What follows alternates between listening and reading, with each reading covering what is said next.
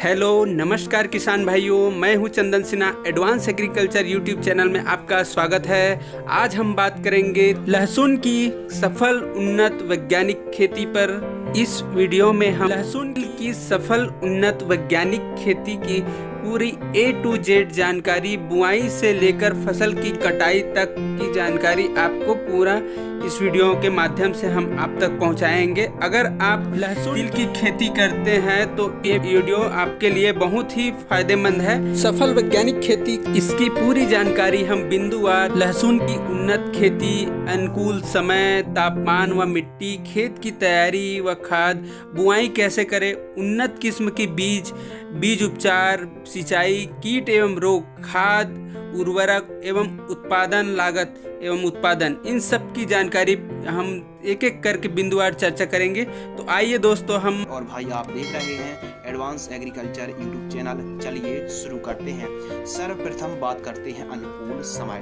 तो जो लहसुन की खेती है, सितंबर और अक्टूबर काफ़ी सूटेबल, काफ़ी अनुकूल टाइम माना जाता है। यानी 20 सितंबर से लेकर 20 अक्टूबर का जो टाइमिंग है काफ़ी परफेक्ट है लहसुन की बुआई करने के लिए।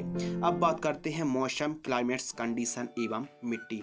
तो जो टेम्परेचर है, न्यूनतम टेम्परेचर लहसुन की फसल के लिए 14-15 डिग्री सेल्सियस और अधिकतम टेम्परेचर 35-36 डिग्री सेल्सियस काफ़ी बेस्ट माना जाता है। और इसके लिए जो प्रमुख रूप से पीली मिट्टी, काली दोमट, जलोढ़ मिट्टी और मीडियम हल्की मिट्टी के साथ साथ जो मिट्टी है उसकी पीएच वैल्यू 5.5 से 7.5 के आसपास हो, जल धारण की क्षमता अच्छी हो यानी वाटर होल्डिंग कैपेसिटी अच्छी होनी चाहिए, एवं उपयुक्त जीवाश्म पदार्थ वाली उपजाऊ भूमि पर आप अधिक से अधिक उत्पादन निकाल सकते हैं, लहसुन की खेती कर सकते हैं। अगले टॉपिक के ऊपर डिस्कशन करते हैं खेत की तैयारी, जो काफ़ी ज़्यादा ज़रूरी है। तो मीडियम गहराई में चलने वाले हल या फिर कल्टीवेटर, तोता हल या फिर प्लाउ से आपको सर्वप्रथम पहली जुताई कराना है, खेत तैयार करना है, एवं बेसल डोज पर आपको कौन कौन सी खादें देना है, कृपया इस टॉपिक को ध्यान से सुनिए और समझिए।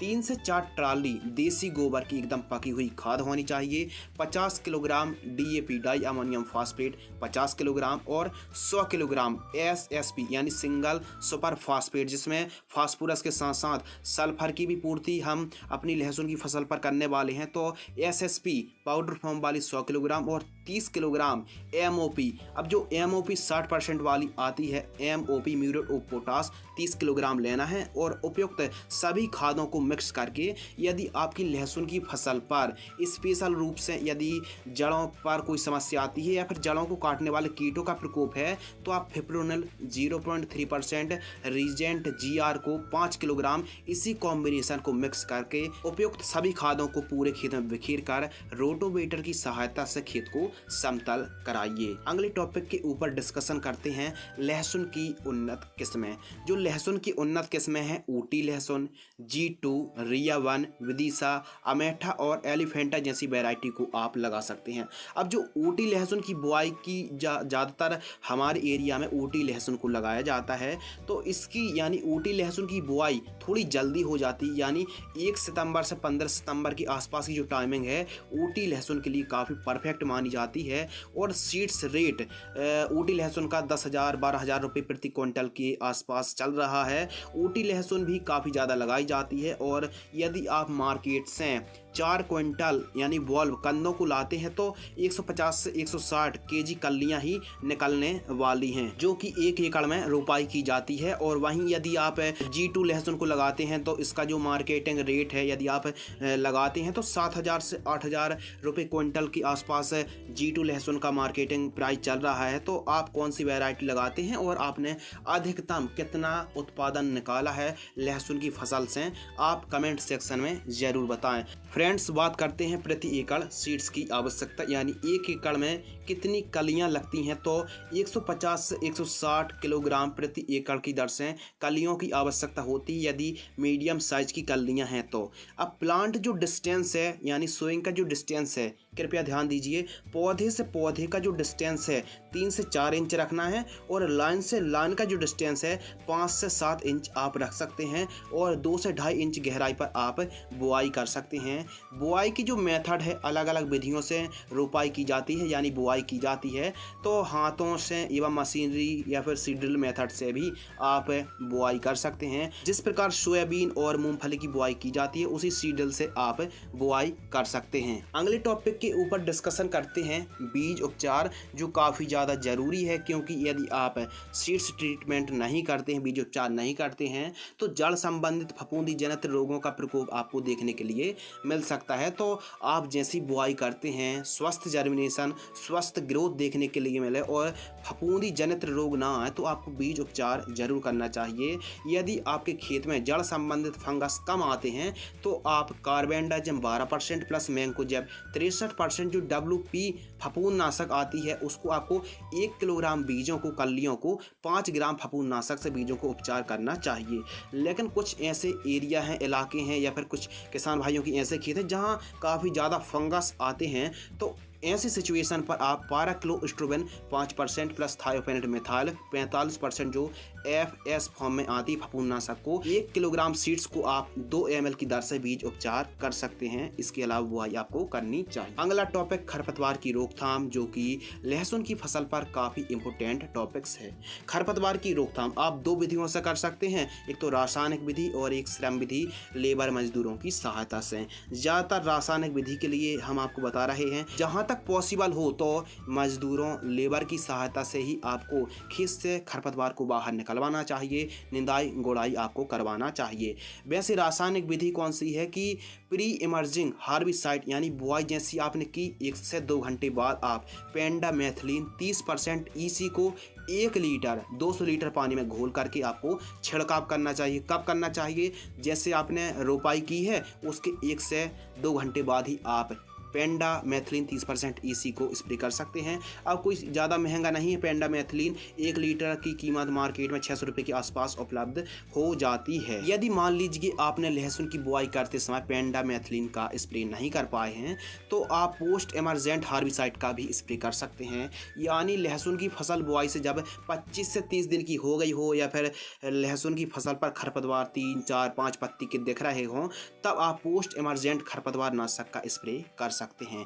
तो इसके लिए जो बेस्ट है उसके लिए आपको पहले खेत पर सिंचाई करना है और आपको प्रोपाक्विजाफॉप 5% प्लस ऑक्सीफ्लोरोफेन 12% जो EC फॉर्म में आती है 300 ml 200 लीटर पानी में घोल करके मिक्स करके आपको प्रति एकड़ की दर से स्प्रे करना चाहिए। हमारे हिसाब से यदि आप पोस्ट इमरजेंट हार्बिसाइड का स्प्रे करना चाहते हैं तो पहले खेत पर सिंचाई जरूर कर लें, जिससे फसल को लंबा झटका ना आए। इसके अलावा जहां तक यदि पॉसिबल हो, संभव हो, तो लेबर मजदूरों की सहायता से, कृषि यंत्रों की सहायता से ही खेत से खरपतवार को बाहर निकलवाना चाहिए, निंदाई गोड़ाई आपको कराना चाहिए। तो ये टॉपिक था खरपतवार की रोकथाम। आपको जो बेस्ट लगे आप उसका चयन कर सकते हैं। लहसुन की फसल पर प्रति एकड़ की दर से लागत, कितनी लागत हमको लगने वाली है? तो खाद, दवाई, खेत तैयार का खर्च, वेसल डोज, खरपतवार नाशक यदि हम स्प्रे करते हैं तो उसका खर्च, साथ ही खाद बीज दवाई के साथ साथ सिंचाई एवं थ्रिप्स की रोकथाम। तो आप इन सभी को यदि कैलकुलेशन निकाला जाए तो 30 से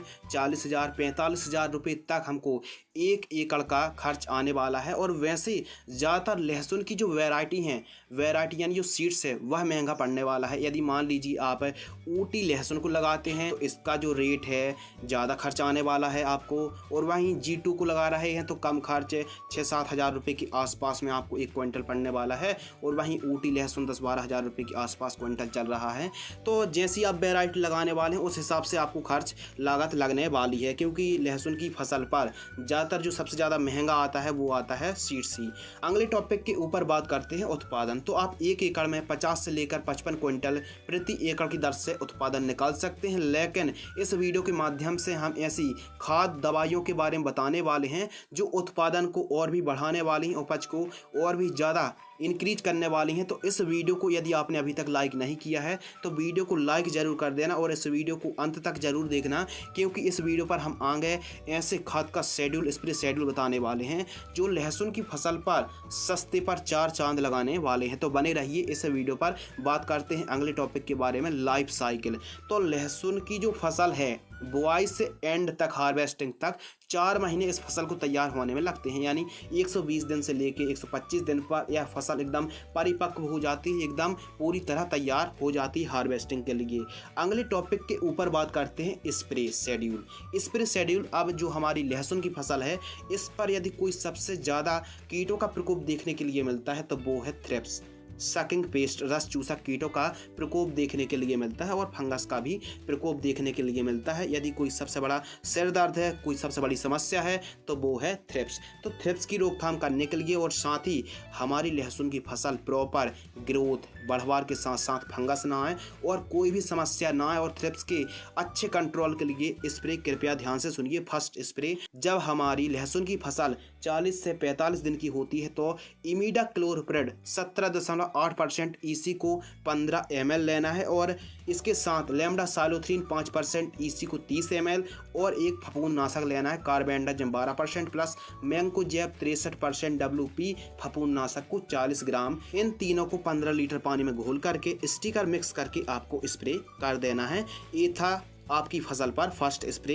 सेकंड स्प्रे, तो जब लहसुन की फसल सेकंड स्प्रे कर रहे हैं 70 से 80 दिन की होती है तो ध्यान दीजिए इमिडाक्लोप्रिड 40% प्लस फिप्रोनिल 40% का जो कॉम्बिनेशन आता है 6 से 7 ग्राम लेना है और प्रोफेनोफॉस 40% प्लस साइपरमेथ्रिन 4% EC को 25 ml लेना है और इसके साथ आपको मिक्स करना है कैप्टन 70% प्लस हेक्साकोनाजोल का जो कॉम्बिनेशन आता है WP फफूंदनाशक को आपको लेना है 40 ग्राम।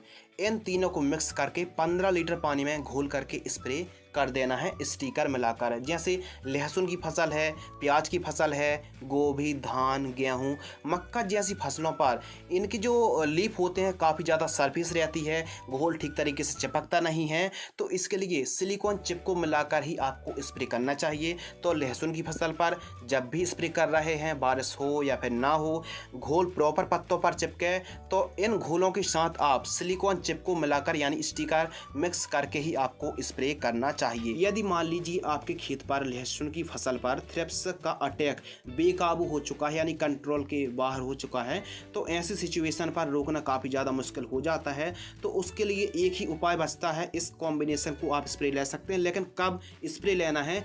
जब आपकी लहसुन की फसल पर थ्रिप्स बेकाबू हो जाए, कंट्रोल के बाहर हो जाए तो आप इस कॉम्बिनेशन को स्प्रे कर सकते हैं, वरना कोई ज़रूरत नहीं है। डेलीगेट 5 से 6 ml प्लस घरडा का पुलिस आता है या फिर लेजेंटा आता है 10 ग्राम, इन दोनों को मिक्स करके स्टिकर मिक्स करके आप स्प्रे कर सकते हैं 15 लीटर पानी में घोल करके। लहसुन की फसल पर थर्ड स्प्रे, तो जब हमारी लहसुन की फसल 80 से 50 दिन की होती है तो हमको तीसरे स्प्रे पर एक ऐसी PGR यानी प्लांट ग्रोथ रेगुलेटर का स्प्रे लेने वाले हैं जो कंद वॉल्व के साइज को काफ़ी ज़्यादा बढ़ा देगी, काफ़ी ज़्यादा इंक्रीज कर देगी, काफ़ी ज़्यादा चमक और क्वालिटी और ब्राइटनेस को बढ़ा देगी। तो 80 से 50 दिन की लहसुन की फसल होती है तो कंद को बढ़ाने के लिए और चमक को बढ़ाने के लिए पैक्लोबुटराजोल जो 23% SC आती है 8 ml लेना है और बोरॉन भी 20% वाली को 25 ग्राम लेना है और इसके साथ आपको एक वाटर सेल्युलर फर्टिलाइजर्स NPK घुलनशील खाद 0050 80 ग्राम लेना है।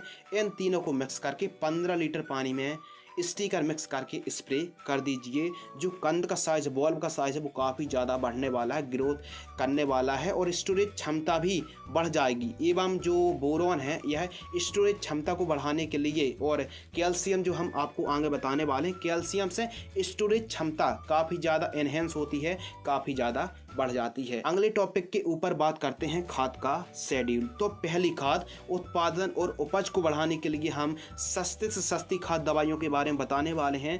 तो जब लहसुन की फसल 30 से 35 दिन की होती है तो पहली खाद हमको देना चाहिए। पहली खाद पर यूरिया 45 किलोग्राम और सागरिका दानेदार 8 किलोग्राम, इन दोनों को मिक्स करके जड़ों के पास देकर सिंचाई कर दीजिए। उच्च क्वालिटी के रिजल्ट प्राप्त होंगे। सेकंड खाद, बुआई से जब लहसुन की फसल 40 से 50 दिन की होती है तो यूरिया लेना है 45 किलोग्राम और सूक्ष्म पोषक तत्व युक्त खाद 5 किलोग्राम किसी भी बेस्ट कंपनी का। इनके साथ आपको एक कीटनाशक को मिक्स करना है, क्लोरपाइरीफास को लेना है 1 लीटर। तो क्लोरपाइरीफास से क्या होगा कि जो जड़ों को काटने वाले कीट हैं उनको आप बड़े ही आसानी से कंट्रोल कर सकते हैं। क्लोरपाइरीफास 1 लीटर इसी कॉम्बिनेशन के साथ मिक्स करके आपको जड़ों के पास देकर सिंचाई कर दीजिए। तो जो क्लोरपाइरीफास है जड़ संबंधित रोगों को नहीं आने देता है। थर्ड खाद तो तीसरी खाद, जब लहसुन की फसल 65 से 70 दिन की होती है तो तीसरी खाद पर हम कैल्शियम नाइट्रेट 25 किलोग्राम प्रति एकड़ की दर से जड़ों के पास देकर सिंचाई करने वाले हैं। तो लहसुन की फसल पर एथा खाद का शेड्यूल 3 खाद देने वाले हैं, जो हमारी फसल पर काफ़ी अच्छा उपज उत्पादन वनस्पतिक बढ़वार को बढ़ाने वाली है। जब फसल पककर तैयार हो जाए तो आपको सिंचाई बंद कर देना चाहिए एवं फसल उखाड़ कर 10 से 12 दिनों तक वहीं खेत पर पड़ी रहने दें और 10 से 12-15 दिनों की तेज धूप जरूर लगवाएं। नेक्स्ट टॉपिक के ऊपर बात करते हैं मुनाफा। तो जो मुनाफा बेनिफिट है ये काफ़ी ज़्यादा डिपेंड करता है उत्पादन, क्वालिटी और रेट पर। इन 3 चीज़ों पर काफ़ी ज़्यादा फोकस रहता है। यदि क्वालिटी अच्छी है, रेट अच्छा है तो आपको काफ़ी अच्छा बेनिफिट होने वाला है। 2 लाख रुपए से 2.5 लाख रुपए आप प्रति एकड़ की दर से कमा सकते हैं।